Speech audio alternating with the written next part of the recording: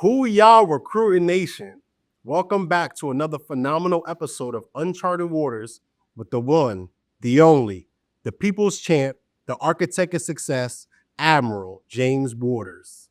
I am Chief Totome. Let's get into another incredible episode. Today we have an amazing guest, prestigious title that is recognized everywhere across the planet. Okay, prestigious degrees from institutions such as Georgetown University and the Johns Hopkins University. From the famous words of the great Bugs Bunny, "What's up, Doc?" Southern California's own Commander Danielle Lagoski, Director of N33 Medical Waivers. Welcome, man. Yeah, welcome. Good to have you with that intro. What else could be better, right? So happy to have you, man. Man, can you tell us a little bit about yourself and your naval journey? About myself and my naval journey. It actually started at Georgetown, as you mentioned, in ROTC, where I was a midshipman, but I was a Marine option midshipman. Then I was commissioned in the Marine Corps, did 4 years as a communications officer at the Chemical Biological Incident Response Force, which has a very non-traditional life-saving mission, actually. And so I got exposed to Navy medicine. Mm-hmm. Fell in love with the idea of taking care of sailors and Marines. And so I went to medical school at the Uniformed Services University and then did a residency in family medicine at Camp Pendleton, and then several adventures since then. Yeah, and a lot of your adventures have been in taking care of Marines. Yes, sir. Right? A pretty heavy percentage of your time. Yes, so that gives you a little bit more of a rough and tumble perspective than maybe other Navy doctors. Yes, sir. Yeah. I'm considered too nice for the Marine Corps and a little too mean for the Navy. Which makes you about right as N33. That sounds good, sir. I love it. I love it. So, ma'am, there's some changes happening over at N33. There's some changes occurring with the waiver processes, including two, one being the reconsideration process. Can you speak a little bit to that? Absolutely. I would say personality-wise, my greatest trait is that I'm very disruptive. So I think, sir, thank you for that. we get along well. And one of the things that we've noticed is that there are a lot of cases that we get to an NPQ and not physically qualified status, and the individual motivated will go out and get an evaluation on their own and want to be looked at again. So it was a little bit of an ad hoc process before, and it was coming at us in a lot of different directions, variability, and we felt like we needed to get our hands around it. So now we have a more formalized, what we call reconsideration process, where a processor in TAG can submit updated documents to us. We have a special tracker just for reconsiderations, and we have our secondary reviewers that originally looked at the case relook at that case with this new documentation, see if they can now get to yes. If they still don't feel comfortable, then myself or Lieutenant Commander Olson as senior reviewers will take another look to see one more time, could we get to yes on that case?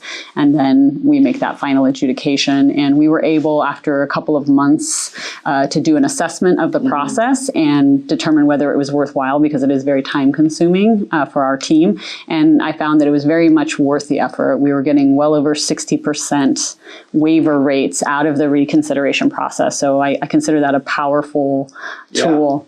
Really and so good. I was really happy with that outcome, and we're going to continue to do it.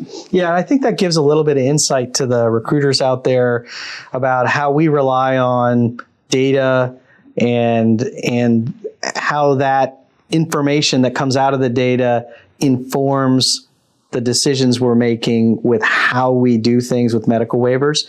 It should not be lost on anyone that the medical waiver review process is the single most important, higher echelon sort of headquarters process that impacts the day-to-day lives of recruiters in the field, right? So we look at anything that a chief medical officer at a MEPS has 3P'd or said is they have conditions considered disqualifying by the DOD instruction, and they come to your team.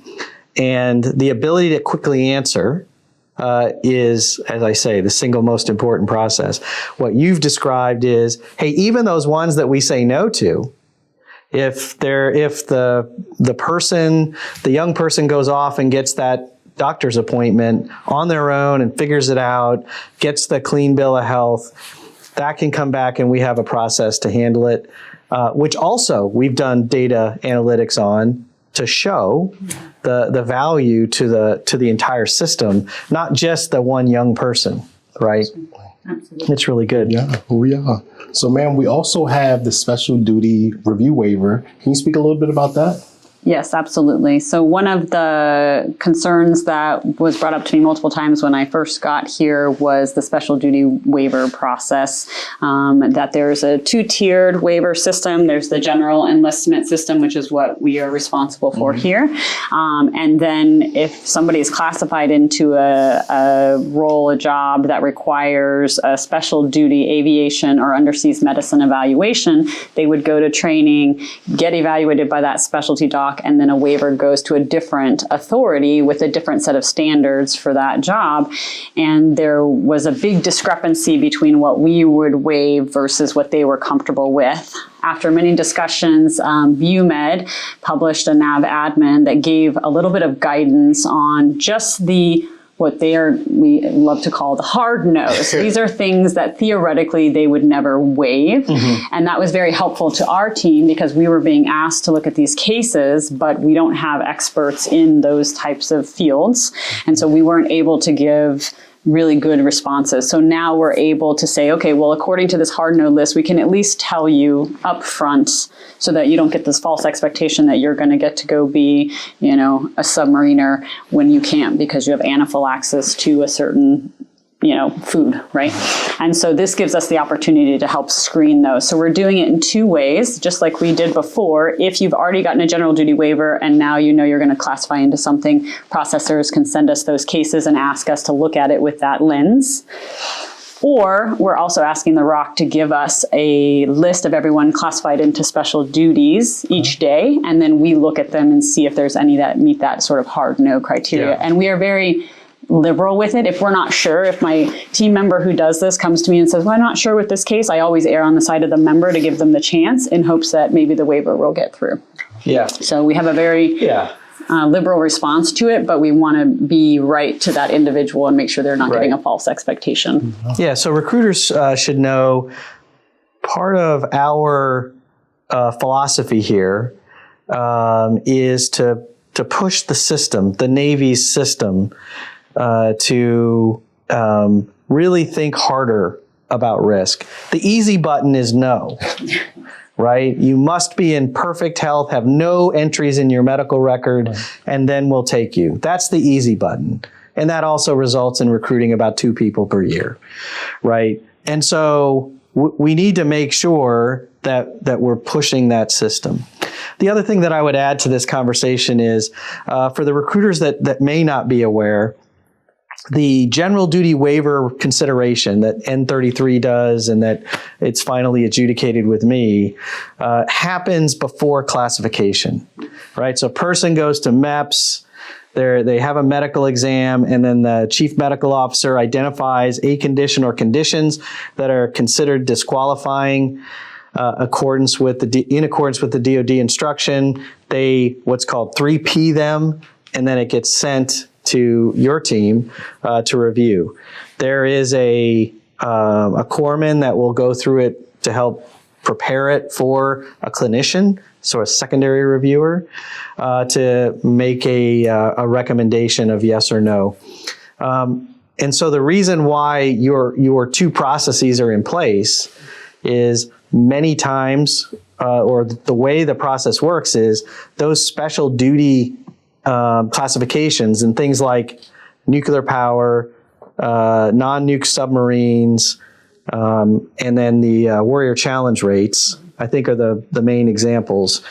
Once that happens, that's happening after the medical review and a waiver has been granted.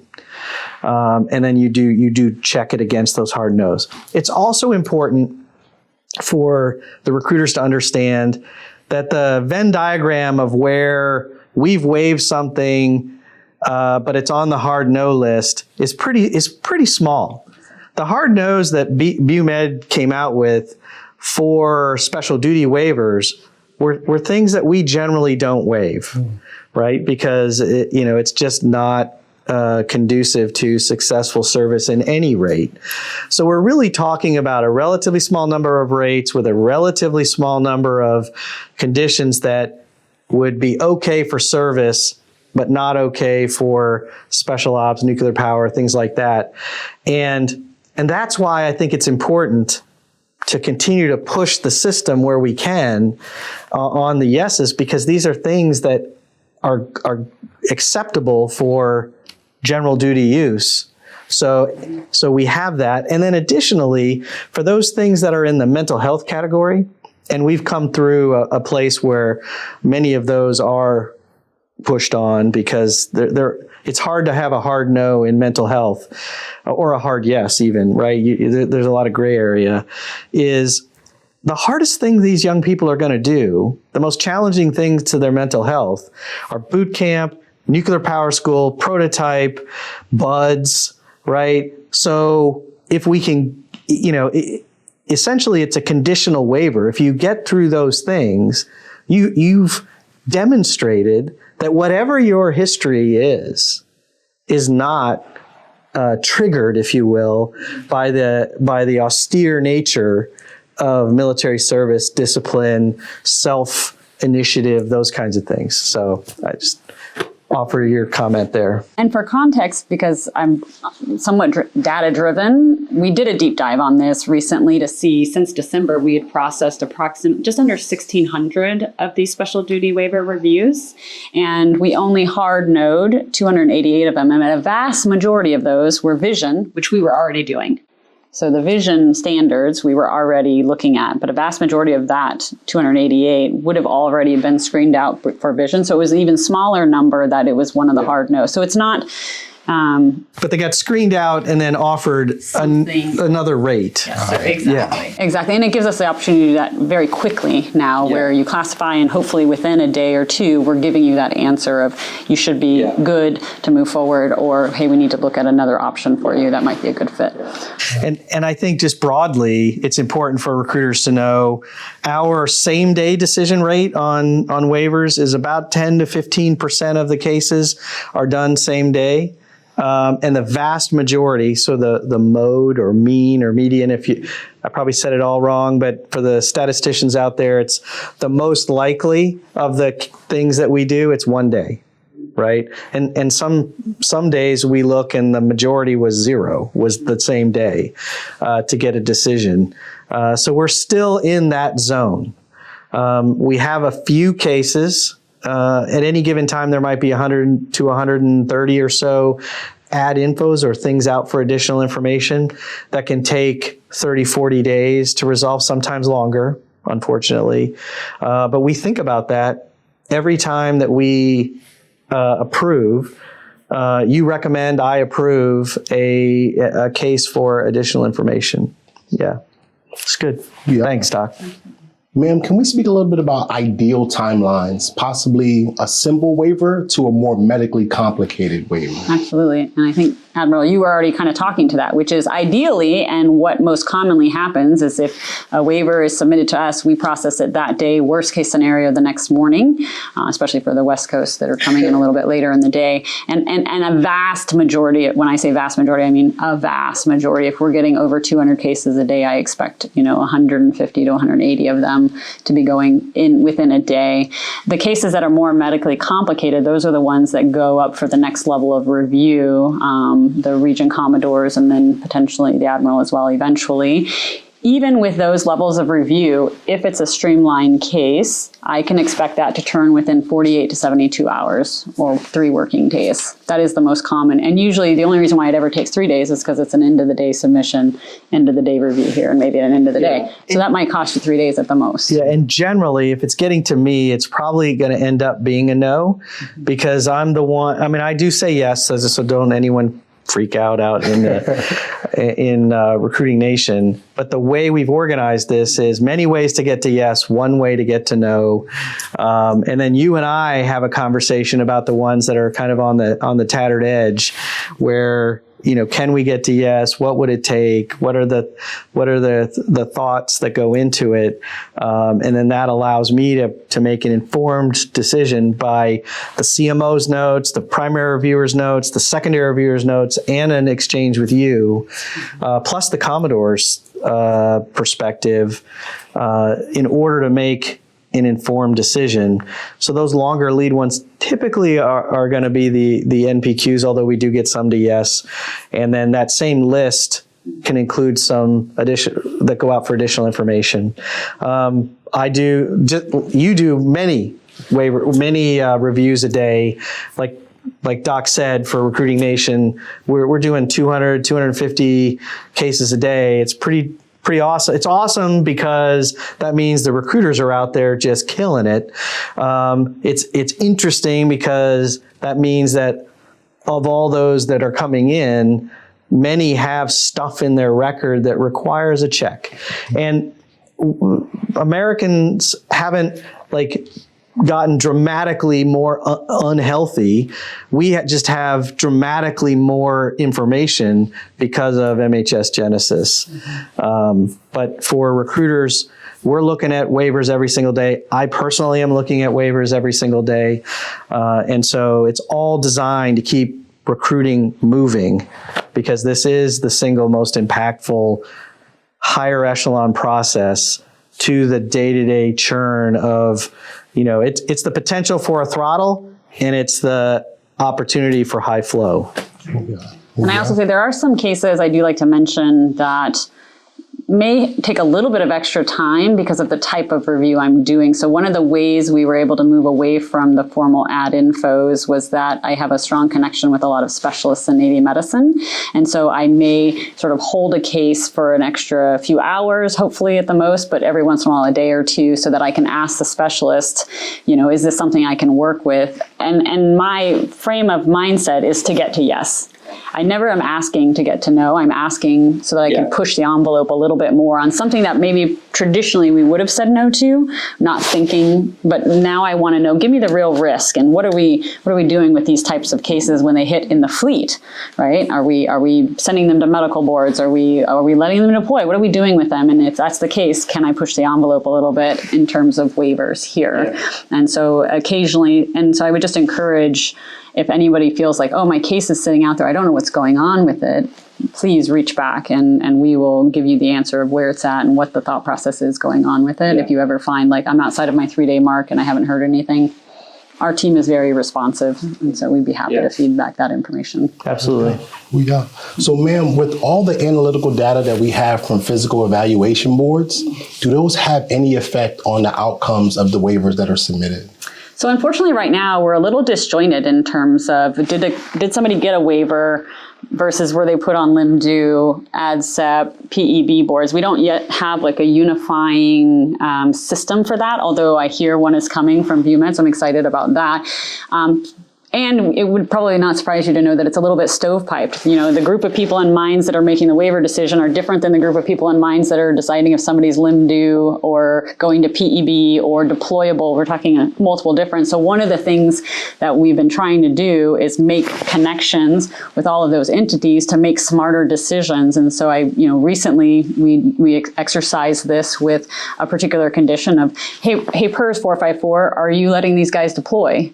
If they come up while they're in the fleet, are you letting them deploy? And then I reached out to the PEB senior medical officer. Hey, if you get a PEB for this, what are you doing? Are you retaining? Are you discharging them? And then reaching out to the specialty leaders for that area of expertise. What are your thoughts on this type of condition? And then we're able to kind of shift, but using this cohesive, so I don't just waive somebody today that's going to get med boarded in 6 months, right? I don't want that outcome. And so we're trying to create a more cohesive communication in that decision of what is serviceable. Right? Yeah. What can somebody serve with?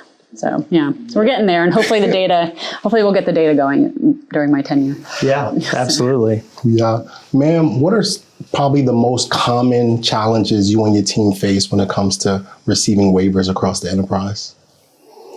I mean, the most challenging is not anything Recruiting Nation can fix, and that is the medical electronic record system, right? So we get pieces of information without the comprehensive. So you might have a diagnosis pop up, but there's no doctor's note to go with that to tell me what's going on with that individual. And so we're having to make decisions on a condition. On partial information. Right. And we don't know what's going on. That's the hardest thing. Yeah. For sure. But I think it's important for those in the field to really understand the way that one of the mindset shifts that happened here over the last year is a recognition that as military leaders, we are trained and tuned to make decisions on partial information.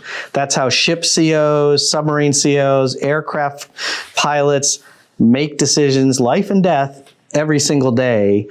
And the drive to get to perfect information is one of the reasons that we were grinding to a halt a year ago.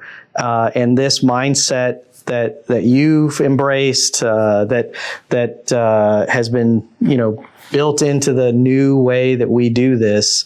It's not a foolish acceptance of risk. It's an understanding that there's some Swiss cheese here, right? There's some holes in the information, but when we look at the whole picture, our experience, what's there, your connections to the specialists, we're able to get it to a very informed decision. And then we can look at, are these people attriting from boot camp, right? We may not have the full picture all the way to the end of service, but we can see attrition rates in boot camp and things like that, which is, for many of these young people, the hardest thing they've ever done. Yes, sir. Yeah, it's really good. And I use the term calibration a lot for that piece of it, where I'm connected with BUMED's waiver authority, who looks at cases that are potentially going to attrite from RTC, as well as RTC themselves. So they're giving me feedback. So I've actually adjusted some of our decision making based on them telling me, like, oh, when this shows up here, we send them home. And so sometimes that'll be in my comments, and when I'm reviewing with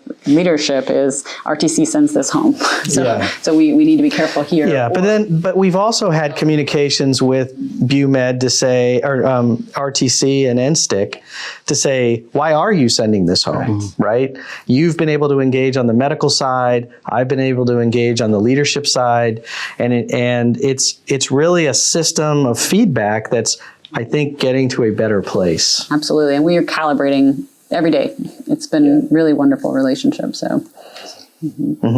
Ma'am, do you have some tips for MEPS-bound applicant? Oh, I sure do. I sure do. I would say sleep the night before. That's very, very important for two reasons. One is because please do not drink energy drinks before you go to MEPS. Because one of the most common disqualifiers that we can't ignore is tachycardia or fast heart rates. And they require an ad info, and they're difficult ad infos. They're not easy ad infos. They're actually working up tachycardia is a challenge. So if they could just be well rested, well hydrated, and not charged up on 600 milligrams of caffeine, that would be wonderful. As well as the rest that I say because of your eyeballs. So your eyeballs are very, very sensitive to sleep deprivation, as well as staring at a screen will fatigue your eyeballs. And then when you go to your vision screening, people are failing depth perception unnecessarily. They're failing corrected vision, things like that, because their eyes are fatigued, right? And so that's a big deal to me, as well as bring your glasses if you have glasses or contacts, because I just learned we've been having a problem with especially the special duty folks failing depth perception. And we've just learned that the depth perception test is very sensitive to being corrected. So if you don't have your glasses or contacts in when you do it, you're much more likely to fail. And if you wear contacts, they have you take them out to do the uncorrected vision, and then they have you do your depth perception. So we probably need to talk to them about that. We are, and they're the ones that told me about it, and they said they're working on their process. That seems like an easy fix. Just flip it. Correct. But I encourage folks to bring their glasses instead if they have them. But if they do take their contacts, also, if tell them, like, hey, can I do my depth perception? Especially if you know you're going into one of those rates, can I do my depth perception first? But we're still trying to catch it and fix it, and we will fix the process, but that's an easy fix. But the corrected vision, very sensitive to how tired you are. I mean, everybody knows that when you're really tired, your eyes get kind of sore. So that's a big one. Be rested, be hydrated. Also, I very much encourage you to make eye contact with your physician. Yeah. Just be human with them. They're not scary. They're not mean. You know, they have to follow their rule book. Don't worry. They don't make the final decision. Okay. We do that. And so just encourage them. Don't be afraid. It's a human being. Probably went into medicine because they were nice at one point in their life, right? I'm not saying we kept them that way in our algorithm of training doctors, but we started out nice. Because you care about people. Because we did. We sure did. Back in the day. We do. All that to say, you know, common comments from CMOs or, you know, unusual affect, didn't make eye contact. I'm like, well, because they were probably scared and they were nervous. They didn't know what you were going to do or what to expect. It's an uncomfortable exam. I get it. So just be normal as much as you can with that exam. Nobody has ever asked them to duck walk before. Right. And also, I usually waive duck walk, just to be clear. It comes to me a lot, and my team and I go around and around about the duck walk situation.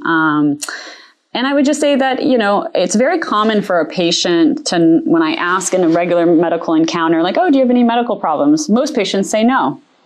And then I'll ask them, oh, are you taking any medications? And they'll start listing medications that they take daily. And I'm like, oh, okay, so you have heartburn and hypertension and all the things, right? It's very common to sort of forget what a medical problem means. And that's okay. So if your 2807 is blank, I got it. You didn't think of it. It just didn't cross your mind. But if the doctor says, oh, I see that you had this in your record, it helps if you give them context, because that context often fills in the blanks for the things that I'm wondering. And then you can explain it. And then I get that. And then now I'm like, oh, okay, that makes sense to me. We can waive this, right? So don't feel like just because it wasn't on your 2807, anybody's like, gotcha. That's not how we perceive it in our shop. There's no gotcha. We just want to know that, are you safe to train? Can you do the job? And as long as those things are true, we're happy to have you, right? And so I think just a little reassurance on that part would be, we're doing great. So, ma'am, as we prepare to close out this episode of Uncharted Waters, can you tell us or tell Recruiting Nation just a bit of advice moving forward, especially with medical waivers? Medical waivers. Oh, I don't really have advice with medical waivers. I just have advice. Take care of yourselves, be well, be healthy, and then try occasionally to remember what it is you love about the Navy, right? We can easily forget that. And I just recently got to do one of the direct accession physician interviews. I've just done 4 in the past week. And I was talking to one doctor, and I was so motivated after talking to him about all the things I love about serving in the Navy as a physician, that it was just this whole renewed sense for me, because I don't get to do the fun recruiting part usually, right? So it just was a lovely feeling. And so I think if you come from a genuine space of remembering what about this organization brings you joy, because every job is going to have the annoyances and the miseries and the frustrations. And guess what? He has all those in the civilian world too. Probably more actually than what I experienced. So, but when I fixate on those things and lose sight, then that translates. Whereas now that, you know, everything is going to translate from this greater place, that he reminded me how much I love taking care of sailors and Marines and what a huge privilege that is. So yeah, it's wonderful. Sir? Closing remarks? Yeah, absolutely. Doc, thanks for taking a few minutes from your review conveyor belt to come in here and talk to Recruiting Nation about this. I think this is something that gives confidence to people when they know that the person on the other end is human and really cares. You've been an incredible help to this process. You dropped in after battle stations, after, you know, getting the ship back in the channel, but you have taken it to the next level. The solidification of the process, your connections to specialists, your drive to professionalize this entire process, to really think about it in a way that helps recruiters help people join the Navy, I think is admirable. And I'm just grateful for you. Yeah. Recruiting Nation, thank you so much for tuning in to another episode of Uncharted Waters with the one, the only, the people's champ, the architect of success, Admiral James Waters. Chief Totem out.